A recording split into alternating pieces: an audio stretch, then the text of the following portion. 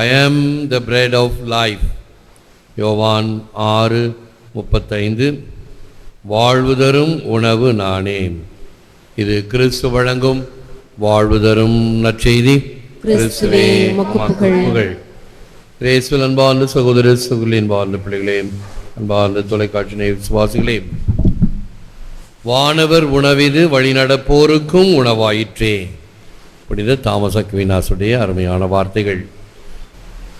ஊனாய் உயிராய் உணர்வாய் என்றும் கலந்து, தேனாய் அமுதமாய் தீங்கரும்பின் கட்டியுமாய் என்று திருவாசகம் இறைவனை பார்த்து சிலாகித்து பாடிய பாடல்.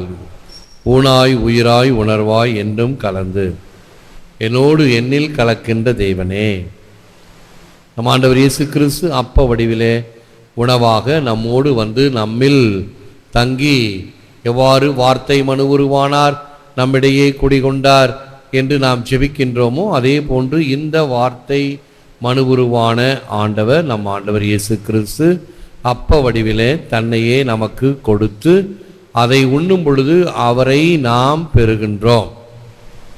இந்த அற்புதமான விருந்து, அற்புதமான மருந்து, அற்புதமான உணவு நினைத்து பார்க்க முடியாத ஒன்று. ஏனென்றால் துவக்கத்திலே யூதர்கள், இவன் என்ன இந்த உடலை திங்கச் சொல்லுகிறானே, நாம் எல்லாம் என்ன காட்டுமிராண்டிகளா, நர மாமிசம் சாப்பிடுகிறவர்களா என்று தவறுதலாக புரிந்து கொண்டார்கள். அழியாத உணவு. அன்று பாலைவனத்தில் மன்னாவை உண்டவர்கள்தான், அவருடைய வம்சத்தில் வந்தவர்கள்தானே. தினம் தினம் காலையிலே புது உணவை கொடுத்து அவர்களை போஷித்தவர் இறைவன். அன்று பாலையிலே மன்னாவை கொடுத்தார், இன்று பேழையிலே தன் மன்னனாகிய மன்னா ஆண்டவர் இயேசு கிறிஸ்து தனது உடலை உணவாக கொடுக்கின்றார். இந்த அப்பமானது எல்லோருக்கும் உணவாக பகிரப்படுகிறது. அது ஊனாய் உயிராய் உணர்வாய் என்றும் கலந்து, தேனாய் அமுதமாய் தீங்கரும்பின் கட்டியுமாய். அதைத்தான் நாம் சங்கீதத்தில் ஜெபிக்கின்றோம். O taste and see that the Lord is sweet. ஆண்டவரை சுவைத்து பாருங்கள், எவ்வளவு இனிமையானவர் என்பதை நீங்கள் புரிந்து கொள்வீர்கள். எது இந்த அப்பத்தையா? இந்த அப்பத்தை சாப்பிட்டு பார்த்தா சப்புன்னு இருக்கும், உப்பு சப்பு இல்லாமல் தான் இருக்கும். ஆகவே இவைகள் அல்ல. அல்லது ஒன்றும் புரியாதவர்களுக்கு இது ஒரு வேஃபர் பிஸ்கெட் போல இருக்கின்ற ஒரு வெள்ளை அப்பம். ஆனால் அந்த வெள்ளை அப்பத்தின் பின்னால் இருக்கின்ற தாத்பாரியம், அதனுடைய ஆழம், அதை புரிந்தவர்களுக்கு தெரியும். அன்று பாலையில் மன்னாவை உண்டதை போல இந்த மக்கள் யார் தங்களுக்கு வாழ்வு கொடுப்பார் என்று பாம்பு கடித்த பொழுது உயர்த்தப்பட்ட அந்த வெண்கல பாம்பை உற்று நோக்கி குணம் பெற்றதை போல, கல்வாரி மலையில் உயர்த்தப்பட்ட நம் ஆண்டவர் இயேசு கிறிஸ்துவை பார்ப்பவர்கள் குணம் பெறுகின்றார்கள்.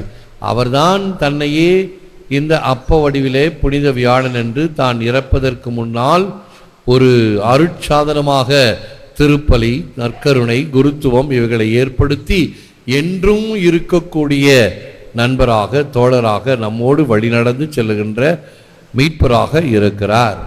ஊனாய் உயிராய் உணர்வாய் என்றும் கலந்து, தேனாய் அமுதமாய் தீங்கரும்பின் கட்டியுமாய் இருக்கின்ற ஆண்டவரே, உமக்கு நன்றி. Saint Bernard of Clairvaux, impious ones wander in a circle, longing after something to gratify their yearnings, yet madly rejecting that which alone can bring them to their desired end, not by exhaustion but by attainment. பக்தியற்றோர் தங்கள் விருப்பங்களை திருப்தி செய்ய சுற்றி சுற்றி வருகின்றனர். மாறாக எது விரும்பியதை இறுதியில் தருமோ அதை ஒதுக்கி விடுகின்றனர். அதை அடைவதை விட்டு களைத்து போகின்றனர். எது தேவையானதோ அதை விட்டு மற்றவர்களை சுற்றி அலைகின்ற மனமாக நம் மனங்கள் இருக்கும் பொழுது அது அமைதி பெறாது, நிம்மதி பெறாது, திருப்தி அடையாது. The effect of our sharing in the body and blood of Christ is to change us into what we receive. Pope Saint Leo the Great, பெரிய சிங்கராயர், கிறிஸ்துவின் உடலிலும் இரத்தத்திலும் பங்கு கொள்வதன் விளைவு எதை பெற்றோமோ அதுவாக மாற. இயேசுவை பெறுகிறோம், நாம் இயேசுவாக மாறுகிறோம். வாழ்வது நான் அல்ல, என்னில் கிறிஸ்து வாழ்கின்றார் என்கின்ற வகையில் நாம் இயேசுவாக மாறுகிறோமா? அது நம்முடைய செயல்பாட்டை பொறுத்து. ஒரு 100 மில்லி சாராயம் அடித்தா என்ன ஆகும் தெரியாது, லேசா கொஞ்சம் கால் தடுமாறும். 200 அடித்தாங்கன்னு வச்சுங்க, நாக்கு குழற ஆரம்பிக்கும்.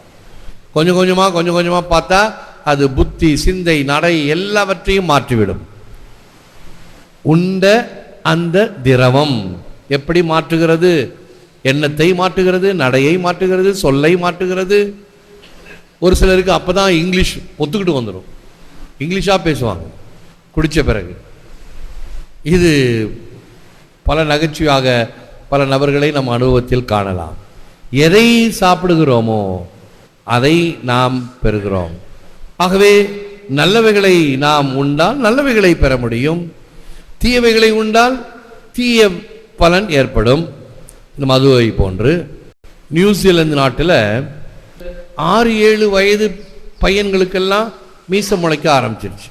சாதாரண நடைமுறையை விட்டு கொஞ்சம் செயற்கை முறைக்கு போனோம் என்றால் இயற்கை ஒரு காலம் நம்மை மன்னிக்காது, இறைவன் மன்னிப்பார், இயற்கை மன்னிக்காது. இந்த மாடுகளுக்கெல்லாம் நிறைய பால் தர வேண்டும் என்று சொல்லி எஸ்ட்ரோஜன் என்ற ஒரு ஊசியை, மருந்தை, அந்த ஒரு சக்தி நிறைந்த மாத்திரைகளை கொடுக்க ஆரம்பித்தார்கள். அந்த மாடுகள் எல்லாம் நிறைய பால் தரும். இந்த எஸ்ட்ரோஜன் என்ற சக்தியை பெற்றதினால் அந்த எஸ்ட்ரோஜன் என்ற ஒரு தாது அந்த பாலிலும் கலந்து போவதினால் நம்முடைய உடலுக்கு அந்த வளர்ச்சியை தருவது எஸ்ட்ரோஜன். அந்தந்த பருவத்துக்கு தகுந்தாற்போல் வளர்ச்சியை தருகிறது. அது முன்னமே நிறைய சாப்பிட்டதினால் இப்படிப்பட்ட ஒரு விபரீத வளர்ச்சி. பிறகுதான் எல்லாத்தையும் தடை பண்ணாங்க. இவைகள் எல்லாம் உணவினால் வரக்கூடிய தீங்கு. ஆண்டவர் இயேசு கிறிஸ்து தன்னை உண்பவர்களுக்கு தன்னையே கொடுக்கின்றார். ஆகவே இயேசு கிறிஸ்துவாக நாம் மாற வேண்டும். அவராக மாறும் பொழுது நன்மைத்தனத்தில் இன்னும் அதிகரிக்க வேண்டும்.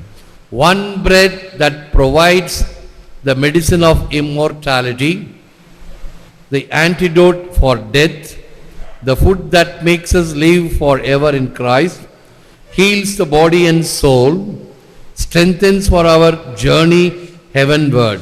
Saint Ignatius of Antioch. நற்கருணையானது அழியாமைக்கு மருந்தாகவும் சாவிற்கு நச்சு முறிவு மருந்தாகவும் நித்தியத்திற்கும் கிறிஸ்துவில் வாழ வழிவகுக்கும் உணவாகவும் உடலையும் ஆன்மாவையும் குணமாக்கவும் விண்ணகம் நோக்கிய பயணத்தில் திடப்படுத்தவும் வழி செய்கிறது. இத்தனை காரியங்களை நற்கருணை செய்கிறது. எனவே இந்த நற்கருணையைத்தான் நாம் நம்முடைய விசுவாச வாழ்வின் மையமாக வைத்து அதற்கு ஆராதனை, ஸ்துதி, தோத்திரம் செய்கின்றோம், விழாக்கள் கொண்டாடுகிறோம், மாநாடுகள் நடத்துகின்றோம், நற்கருணை சந்திப்பு செய்கிறோம். ஏன்? நம்முடைய வாழ்க்கையிலே இந்த நற்கருணை நாதர் எல்லாமாக இருந்து நம்மை உண்பித்து உணர்வாக வாழ்ந்து கொண்டிருக்கிறார் என்பதினால் அத்தகைய விசுவாசத்தை நம் செயல்பாட்டிலும் நம்முடைய பக்தி முயற்சிகளிலும் காட்டுவோம். முழந்தாள் இருப்போம், ஜெபிப்போம். Lord Jesus Christ, you are the bread of life. You alone can satisfy the hunger in my heart. May I always find in you the true bread from heaven, the source of life and nourishment I need to sustain me on my journey to the promised land of heaven. ஆண்டவராகிய இயேசுவே, நீரே வாழ்வு தரும் உணவு, M இதய இயக்கங்களை தீர்ப்பவர் நீர் ஒருவரே. வானின்று இறங்கி வந்த உயிருள்ள உணவாகவும் வானகம் நோக்கிய எனது வழிபயணத்திற்கு வேண்டிய வாழ்வின் ஆதாரமாகவும் ஆற்றலாகவும் உம்மை உணர்வேனாக. உடைய நற்கருணை பிரசன்னத்தால் இருளை அகற்றும் பாவம் என்னும் பல வகையான தீவினைகள் சாத்தானின் வலைகளை பாதுகாத்திடம் ஏற்று வரமருளும் இறைவா, காக்கும் கரங்களினால். ஆமென். ஆமென்.